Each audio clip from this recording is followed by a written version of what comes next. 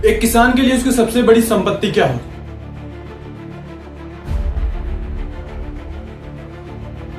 एक किसान अपनी फैमिली के बाद अगर सबसे ज्यादा किसी से प्यार करता है तो वह क्या है?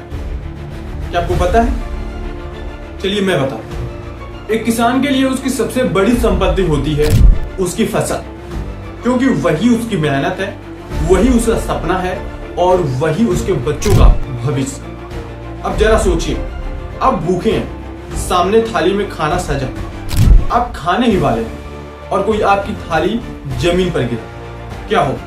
जाहिर है गुस्सा आएगा। और यही हाल इस वक्त वाराणसी के किसानों का। वाराणसी के किसानों का भी इस समय यही है, जब किसान कड़ी मेहनत करके अपनी फसल तैयार कर चुका है। अगर कुछ और समय मिल जाए तो उनकी फसल पूरी तरह से पक जाएगी और वो 3 से 4 महीने की मेहनत का फल उनको मिल जाता। उनकी मेहनत का नतीजा उनके हाथ में आने के बाद वो सारा दुख दर्द मिट जाता, जो दुख दर्द उन्होंने फसल को पहले दिन से तैयार करने में पड़ा। लेकिन अब समय से 1-2 हफ्ते पहले ही प्रशासन द्वारा उनकी फसलों को काट दिया गया, या यूं कहें तो अधपके फसल को काट दिया गया, क्योंकि 11 अप्रैल को वाराणसी में देश के प्रधानमंत्री की रैली है।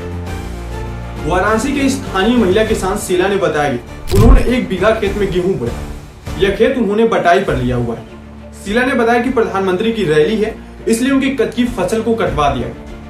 इससे न उन्हें उनके पशुओं के लिए शुद्ध चारा मिला और न ही अगली फसल बोने के लिए उनको बीज मिला। शीला ने यह भी कहा कि अगर 10 दिन रुक जाते तो हमारी फसल पक जाती और हमें नुकसान भी नहीं। वहीं बटाई पर काम करने वाले एक दिलीप नाम के किसान ने कहा कि अधिकारी और लेखपाल आए थे। हमने जब उनसे कहा कि इसे मत उजाड़िए तो अधिकारियों ने मुआवजा मिलने की बात की। इस पर जब दिलीप ने जब कहा कि हम बटाई पर खेती करें तो अधिकारियों ने कहा कि मुआवजा मालिक को मिल जाए। अब सवाल है कि क्या मालिक उस मुआवजे को मजदूरों के साथ शेयर करेगा या ये किसान उनसे मुआवजा ले पाएंगे?